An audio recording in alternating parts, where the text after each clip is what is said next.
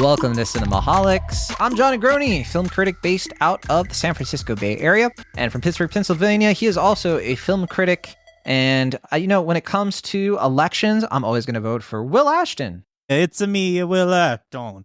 I'm here with the John in the Conclave. So that was sort of like a weird Italian, but you got a little French there in the middle. Oh, it's me. Well, I mean, that's fitting considering, there are plenty of French folks in the, Cardinals. Anyway. I want to be the Pope. Well, hey, it's the height of award season, so we are trying to watch as many upcoming awards favorites as we can and hopefully talk about them. So it's an exciting time to be listening to Cinemaholics, that's for sure. For today, we are going to be diving into Conclave. This is a kind of gripping sort of mystery conspiracy thriller, maybe kind of, directed by Edward Berger.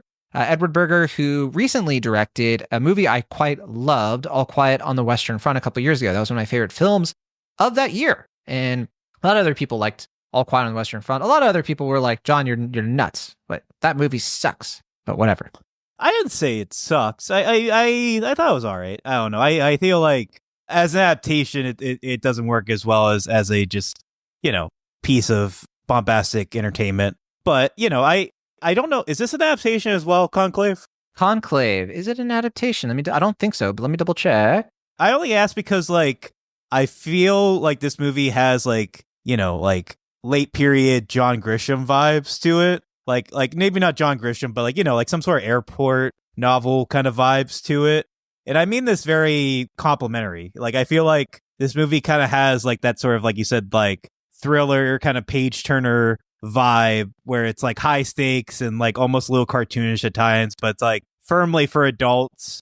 And, even though it's a PG film and all this stuff. And I feel like that for me is more of an agreeable track for Edward Berger as opposed to All Quiet on the Western Front. But I don't want to it is an adaptation, so I'll beat you to the punch there. So it's an adaptation of Robert Harris's 2016 novel of the same name. And based on what I'm seeing, it looks like it does pretty closely follow the narrative of the novel. So take for that what you will. But since obviously we haven't read the novel ourselves. So, okay, Conclave. It centers on Cardinal Thomas Lawrence, played by Ralph Fiennes, as he navigates the intense, high-stakes process of a papal conclave following the sudden death of the Pope. The film takes us into the secretive world of Vatican politics, where 108 cardinals from across the globe gather to elect the next Pope. But this is not just a straightforward election. There is political maneuvering, hidden scandals, and personal ambitions bubbling under the surface. Conclave is a film that tries to dig into the complexities of faith, morality, and power dynamics, offering what might be a fascinating look at what happens behind closed doors in one of the world's most secretive institutions. So, Will, let's talk about the performances in the film, especially Ralph Fiennes' commanding role, as some are calling it, and let's explore how the film tries to balance suspense with the deeper questions it has about belief and leadership. Let's get into it. Will Ashton, what'd you think of this one? I like this movie. I thought it was fun, which is an odd thing. Fun. I feel like to say because, I don't know, not that I presume things. I try not to, at least, when I watch a trailer for a film. But, I see the trailer for this. It looks very serious. It looks like, it's going to be like Doubt, where it's a lot of thespian actors talking about very serious things. There's even a whole monologue about doubt. And so I was just like, where's Meryl Streep when you need her? But you know what I mean? Where it's it seems like it's going to be a very sort of heavy, thought-provoking kind of film. And this, like I said, it has kind of more of a goofy kind of paperback Turner vibe to it where, there are stakes, but it's all contained within the Vatican. There's some stuff that's going on outside of it, but it's these diva religious figures all kind of having hyper contests to figure out who's going to be the prom king, and everyone's kind of losing their minds, and it's fun. A little bit of election in there, maybe. I would say, it's got suspense for sure, but it does also have some wry humor, and it is kind of I think it is a little bit of we're tourists at the Vatican, a little bit, kind of exploring its ins and outs because, it is a very secretive institution. It's one that we don't always get that kind of insight in. There was a movie that came out a few years ago, The Two Popes, which also kind of explored some of this stuff and kind of like the personal struggles that these cardinals have, specifically Pope Benedict and Pope Francis. And I liked that movie. I didn't love that movie. I think Conclave is just a much better realized version of like what that movie was trying to do, because I think it has a little bit, it's a little bit more provocative, you know, it's got a bigger scale to it. And at the same time, I could almost criticize this movie for being so pulpy or so like telegraphed in terms of like, okay, like this election's happened, like all the machinations happening behind the scenes. Sometimes the movie is a little bit, I don't want to say manufactured, but you can feel like it's very plotty, right? Like it's a little bit like, you know, maybe a little bit like what the novel might be like. Like, of course, this happens so it can propel the plot. It doesn't always feel totally organic to anything approximating realism. But I don't know if that's a weakness or if just sort of like a side effect. What do you think? Well, in relation to the two popes, I think that's more of a like My Dinner with Andre kind of film, where like, you know, if My Dinner with Andre ended with Andre turning to Wallace Shawn and being like, "You're the Pope now," and that's the movie. You're the Pope. Yeah, you're the Pope now. You know, but yeah, this is like you said, like it's kind of more, I don't know, like I kind of get like the vibe of like The Firm, or like something that's like, you know, like kind of like a 90s Spotlight. Yeah, like I don't know, it just has like that kind of like 90s thriller kind of vibe, like, but I love stuff like this where it's just like very orderly, mannerly places where disarray is happening. And not like in a disarray in a sense of like people shouting at the top of their lungs, just like, you know, the system is out of order and all this stuff. It's more just kind of like, okay, we need to figure out who's the Pope, but there's some real mischievous stuff going on here. Yeah. And like people are squabbling, there's infighting, there's obviously politicking. And I don't think it's incidental that this movie came out during an election year, but I feel like this isn't like the type of film where, at least not until the end, where it kind of hits you over the head with its politics or whatever. Like, I think it's a film that it is purely more about the entertainment value of it and just allowing these high caliber actors to just kind of really relish these, you know, kind of orderly but internally dissatisfied characters in a way that, you know, it's kind of pulpy, but like it's fun and it looks nice and it's, I think, written in an engaging and entertaining way, and yeah, I had fun. Yeah. I would almost, based on what you're saying, I would almost compare it to something like The King's Speech a little bit, where it does feel like the main character, like the stakes, like the person who knows, who feels the stakes the most is the main character, not the audience, where you just really buy Ralph Fiennes, like his conviction and how conflicted he is. I really love this Ralph Fiennes performance. 3 things I really like about the movie. Number 1 is Ralph Fiennes. I think that he is just such a perfect encapsulation of this like middle manager. He's just so relatable to me. Like he clearly is like so sick of this job. He does not want to be here, but he doesn't play it in a way that's ironic or that makes him unlikable. It makes him likable because he is trying, but you can still feel the dissatisfaction. And when he talks about things like doubt and having difficulties with prayer, I truly buy it because he doesn't seem to like to talk about it. And that's how you know that it's real. Sure. So yeah, I think that for a script that at times can be a little bit overwritten, I think that he's what makes the movie for me, number 1. Yeah, I do like that I don't want to say he's playing against type, but I feel like there's, you know, like we've seen him play Voldemort and like these kind of more dark characters in recent years. You know, he's kind of gone against that with like, you know, the Grand Budapest Hotel and stuff, which is probably his best performance in my view. But yeah, I think there is a side of me that when I'm watching this, I'm kind of like, oh, is he the one that's kind of behind, you know, nefariousness because he has like, you know, that edginess, that broodingness. But no, Stanley Tucci is like, I didn't know you were so ambitious. And I'm like, I didn't know either. Oh, wait. Right. But no, I think it's like, yeah, like I said, I like that he's like kind of the moral center of the film. He has like that presence that he applies really well, but like it's in the face of, you know, good dignity. And it doesn't feel like corny coming from him or anything. It feels earnest and thoughtful. And yeah, I enjoyed his performance a lot as well. I also really like his assistant in the movie, who's always like trying to come to him and just be like, so we got this going on. Like he's just so put upon. I don't even know who the guy is, but he's just so funny to me. I just love that anytime Ray Fiennes needs exposition given to him, he's just like, go find me my exposition. And then he comes back and is just like, here's your exposition, sir. Right. Like, I need you to do an investigation into this exposition for me. Right. And he's just like, here's your exposition, sir. Curses. We also have, I already mentioned before, but Stanley Tucci is kind of this cardinal who he's like an ally of Cardinal Lawrence, and this guy who's like definitely like he's got a little bit of like some shadiness to him, but you can definitely tell at the same time he's got some complexity and nuance there. We also have John Lithgow as Tremblay. Not a performance I loved because I liked it. I think the issue I had with it was that it felt a little bit like, I don't know, like Lithgow overplays it at certain points, but maybe that's something people like about it. I don't know if you agree. I thought it was fine. He was in the movie less than I thought he was going to be, considering he's a pretty high caliber actor. He did a better job as Winston Churchill. Yeah. I did, to go back to what you were saying earlier, really enjoy Stanley Tucci as Bernie Pope.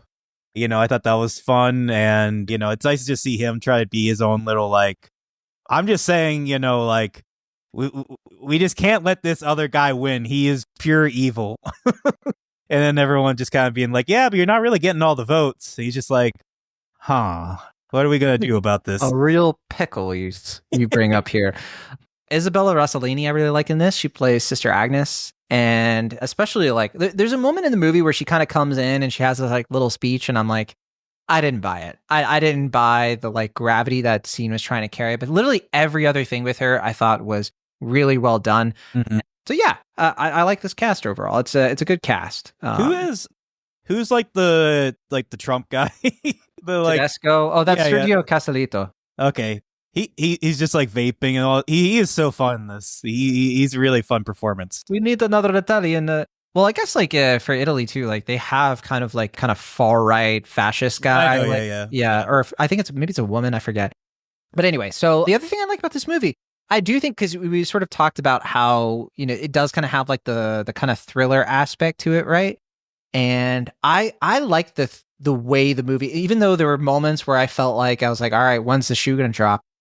It is engaging.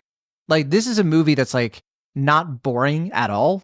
I was just always like, what's gonna happen next? What's gonna happen next? So it does pull that off. Like, it is more viscerally entertaining than I was expecting, because I think I also had a similar sort of expectation that you did, which is like, is this going to be like a lot of like really long speeches, a lot of pontificating, philosophical meandering? But no, it's pretty to the point, and it is kind of like, yeah, it's got this a little bit of a punchiness to it that I liked. Yeah, I mean, I don't know, maybe pulpy isn't the right word that I used earlier, but it just feels like it's like kind of going for more, you know, like popcorn. Yeah, popcorn vibes than you would expect, considering it's, you know, pop and circumstance in terms of, you know, look and style. You know, like it's going for something that is, I think, you know, a little bit more deliberately kind of goofy and high stakes and fun in a way that I think is, like you said, enjoyable and just a fun little caper thriller. Yeah. Yeah, and I think one of it, like, if it was just that, like the performances and the writing, I think that this would be a movie that people would be like, oh yeah, a nice little hidden gem for 2024. But I do think that one of the things that kind of elevates it a bit and kind of puts it into the conversation for awards and Oscars and all that, I do think the direction and cinematography is really, really well done. I think that there's a lot of attention paid to the spiritual questions these characters have and how that's told visually. A lot of really small details in terms of the costuming, little moments of like watching the nuns cook the meals, watching how people get dressed, some of the monotony of that, the entire depiction of the election process and the Latin speeches. And it all kind of works together to make this religion feel a bit sluggish to these characters, while also kind of like painting the majesty of like what is it to be Pope? What does it mean to be Pope? Why do these men want to be Pope? And kind of putting all of that into this kind of visual stew is what makes it actually, I think, a very well-rounded film. It is a visually striking movie in a way that I guess I would want to expect. Like, if you're going to be portraying like the Vatican, the sequestrated, all that stuff, like these are beautiful buildings. This is one of the most beautiful places in the world. So I was happy to see that they really put some attention to that detail, like getting the lighting right, really making these rooms feel huge when they needed to be. But at the same time, like also a little bit hollow too. So being able to do all of that together just was really, I thought, impressive. Yeah, I mean, I don't know what's next for Edward Berger, but I would gladly see him kind of take the Fincher route and like, and for all I know, this book is like amazing, and I'm kind of just talking down on it for absolutely no reason. So I apologize if that's the case. But I feel like I would really like to see him kind of elevate some kind of like, like schlocky C grade material and like kind of give it like that style and high end production, like you're saying. Like, I feel like that's a much better way to suit his talents than something like All Quiet on the Western Front, which again, I thought was fine. But I feel like that's like taking an A grade book and kind of producing a low B adaptation with it. And I would much rather him take like C grade material and bring it up to like a high B. I did forget to highlight Stéphane Fontaine, the cinematographer, who also did Jackie. And another film that I just think is a beautiful film just to look at, let alone like the Natalie Portman performance there. Musically, also, I think this movie is a home run in terms of the score. This was composed by Volker Bertelmann, who also did All Quiet on the Western Front. And I know for me, like, there are some people who say that, like, oh, a good score is when you don't really notice it until like except for like one or two moments. And I disagree. I was noticing the score the whole time and I loved it. I think the score really elevates the mood, and it's a really nice composition. And it's one of those compositions that you can definitely listen to without watching the movie or, like separate from the movie, and really appreciate on its own. Yeah, I thought the score elevated the stakes well and made its presence known without feeling distracting or like annoying. Yeah, I thought that was a really nice score. Anything else you wanted to touch on before we play the Rotten Tomatoes game and see what our friends had to say? I don't think so. I don't know. I mean, it's not a movie I'm going to be like thinking about for the rest of my life, I think. But, sure. It's just a really like kind of fun, well acted, well made, chamber thriller that just so happens to take place in the Vatican. Yeah. I think it's like a fun, entertaining, like much more of an entertaining romp that I think people would expect, like we said, from the onset. And yeah, I hope people check it out. Yeah, and it's not the tightest movie, but it comes in right at 2 hours. And yeah, I think that's going to be nice for people. I think, it's like, it's not too long. It doesn't overstay its welcome. It does kind of have this ending twist that I appreciated it because of the audacity, but I could see some people find it to be a little bit out of nowhere, which I would say, oh, you're no fun. Just me personally. I was like, oh yes, this is great. to me, again, that just kind of adds to like the airport novel kind of quality to it. Sure. Because like they could have ended it earlier. But it's like, no, we're going to have one final big twist. It's just like, like that's just like, well, that's weird. And then your plane lands. It's like, all right, time to go to Houston, Texas, or wherever I'm going. Okay, so the film originally opened a limited release on October 25th, and it has been doing quite well since then. It's already made $30 million in North America, as well as an extra 4.6 from other worldwide countries. And so that's really good considering its budget is less than the box office so far. So it seems to be making a little bit of money. And I think that the Oscars conversation is definitely going to have it pretty close to the top of the list there. I wouldn't call it a front runner at this current minute because I don't know enough about what the front runners are, quite honestly. But I wouldn't be surprised if it's like considered a Best Picture favorite or at least a nomination, that kind of thing. And I think Ralph Fiennes will almost certainly get nominated for Best Actor based on my limited understanding of where things are at the moment. You can correct me, Will, if I'm overstating it, but that's my mean, it's looking like that. I mean, it's December, so for all we know, early December, I should say. So for all we know, there could be like, I don't know, like a huge upswing for Timothée Chalamet and Complete Unknown, and maybe that knocks Ralph Fiennes out of the picture. I don't know. Well, behind you, there's some smoke coming out of your house. That means Ralph Fiennes has been selected. Right, yeah. I really hope the Vatican does that if he gets an Oscar for the film. That'd be funny. Well, let's play the Rotten Tomatoes game. All right, we have 256 reviews counted, quite a bit. Will Ashton, what do you think the critic scored for the tomato meter is right now?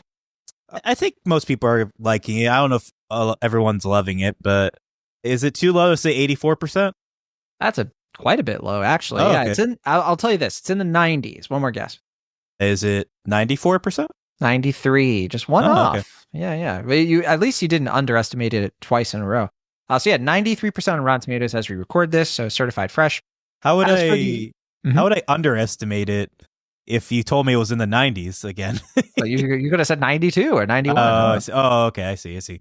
Let's look at the audience score, the popcorn meter, as they're calling it now. 2,500 plus verified ratings. What's your best guess, Will Ashton? I think, like we said, this is a kind of commercially fun film. I think people would be surprised, maybe like us, that they get more entertainment value out of this than they would expect. I'm going to say 85%. So close. One off again, 86%. So All right. A little bit higher. As for the cinema score, what do you think the folks in Vegas had to say? Highest can be A+, lowest can be F. B+.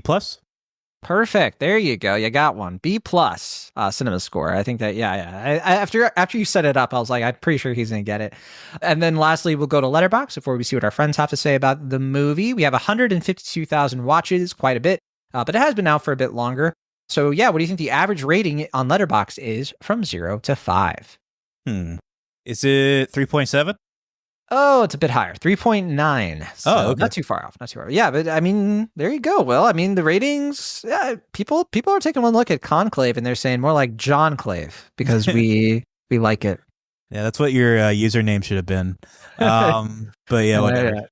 Oh yeah, for folks who don't know, we can do little fake usernames on the recordings. But anyway, friend of the show, Allison Johnson on Letterboxd gave it 3 stars. But no review specifically. Friend of the show, Clint Worthington, gave it 4 stars and a heart and wrote, a taut, moody chamber drama of catty cardinals and messy monsignors. The thing looks gorgeous too, all brutalist architecture, studded with pomp and procedure and solid colors against alabaster. Love the way the smoke deployment is shot like they're firing the Death Star super laser. I'm still of two minds as to whether the twist is earned, as bonkers as it is, but it teases along the film's discussions of change, adaptation, and breaking out of binaries, and that's admirable in its way. Yeah, I pretty much agree with that. Yeah, it seems pretty spot on. Chris Evangelista, friend of the show, gave it 4 stars and wrote succinctly, men in robes standing around in ornate rooms, smoking cigarettes, vaping, crying, being catty, what's not to love here? Plus, that score is a banger. Yeah, I would agree. Yeah, I think them being in such gorgeous robes while being so kind of catty, like Chris was saying, really does amplify the experience. It gives it the like high stakes prestige, but there is a kind of like lowbrow sort of like Real Housewives quality that happens at times. Yeah, I think is a lot of fun. Friend of the show and former Cinemaholics mainstay Sam Nolan gave the film 4.5 stars, pretty high, as well as a heart, but no review. Corey Everett, friend of the show, gave it 2 stars, so that's the lowest I've seen so far. Decidedly not for me, Corey writes. If there's something I care less about than electing a new pope, I'm struggling to think of it. Yeah, I hope they also watched The Two Popes and Young Pope. Yeah, I was going to say, I hope there's a multiverse that goes on. Right. Get the new pope in there. Popeverse. Yeah, the Popeverse.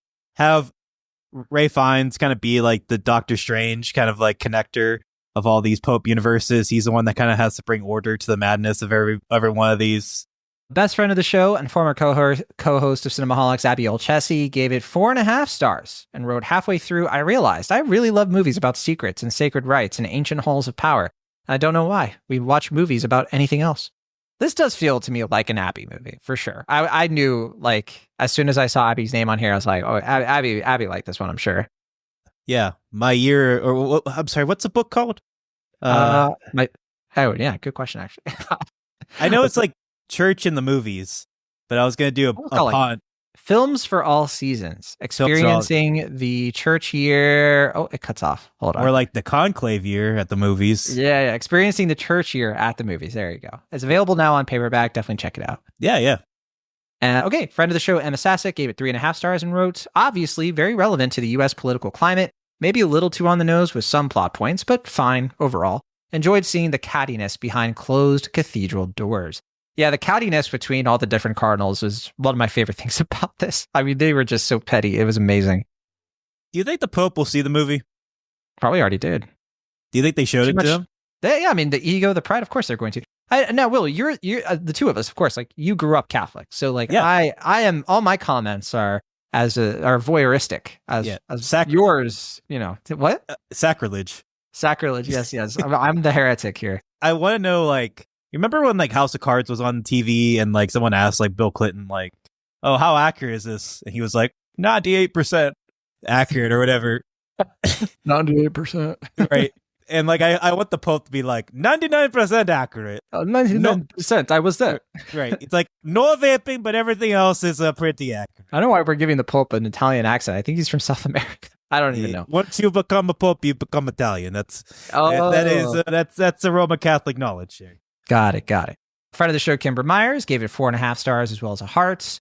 Friend of the show, Aaron Dicer, gave it 4.5 stars and wrote, "You're not going to put a homily about the evils of certainty into your movie and not end up with me loving it. Top-notch performances, deep and meaningful conversations and story turns, expertly crafted tension, elite structural momentum, and an ending that is as thought-provoking as it is surprising. Loved it." And loved was in all caps, of course. Right on. Isaac Feldberg gave it 3 stars. Isaac wrote, "Or House of Cardinals, a perfectly entertaining and inconsequential reprise of Dan Brown's self-edifying deep state mystery paperbacks, but afforded more novelty and poise than it perhaps deserves by the presence of Ralph Fiennes in the Langdon-esque role of the man of God mincing, ferociously chasing secrets and espousing grandly about the nature of faith. Fun, ridiculous. House of Cardinals, that's not a bad pun. Yeah. I like that pun. Dan Brown was a much better pull than John Grisham. I think that's more accurate probably for the vibe here. Yeah, we didn't even mention the Da Vinci Code, which is kind of funny. I was kind of, it was in the back of my mind, but, you know, it's, yeah, I think that's a little bit of a surface level comparison considering, but, you know. Corey Woodruff wrote, he didn't give it a rating or anything, but he wrote, Ralph Fiennes in a papacy election, whodunit is what movies are made for. What an experience. Yeah, whodunit is the right kind of framing then, because like, imagine if we could have like Kenneth Branagh and Daniel Craig in this kind of movie too. They should have been Cardinals. Yeah, I get what's his face? The Hercules Poirot. Yeah. I am going to figure out who's the Pope. Just arguing with Ian Deming. It's like, but Foss, the nurse visited you last night when you did. you were with that nurse, so you ain't gonna be the Pope. Kristen Lopez gave it 4 stars, but no review specifically. And I think that, Amanda the Jedi gave it 4 stars and a heart and wrote, we can't read the review because it is a spoiler. It'll give things away. So, not going to say anything there. Good. But all right, thank you so much for listening to Cinemaholics. If you want to check out Conclave, it should still be out in theaters now, depending on when you're listening to this, or out on VOD, that sort of thing. Definitely worth your time, as we both agree. We'll be back soon, of course, to talk about some more awards season movies. But if there's anything in specific that you want us to talk about that we haven't gotten to yet, please write into the show whenever you want. You can always join the Discord, or you can email us, cinemaholics@gmail.com. If you like the show and you're like, gosh, I wish there was a way to show you guys how much I like you. No, the easiest way you can do that is to go to either Spotify, Apple Podcasts, or both, and leave us a review rating. That'd be super nice. But you don't have to. You can always just say hi and thanks, and that's good too. Did we end up on anybody's Spotify list? For Cinemaholics, I haven't checked yet. We'll find out. We did look at Mad Men, and we got some really great results. Mad Men had a fantastic year, and I'm still kind of reeling from how well the show has done, especially considering we went on 2 hiatuses. But you know, what are you going to do? Listen wherever you find your podcast, if you can. All right, that'll do it for us this week. From the Internet California, I'm John Negroni. And from the Internet the Vatican, I am Will Aston. See you next time. Bye. Ebola. Ebola? It's Alora. Ebola.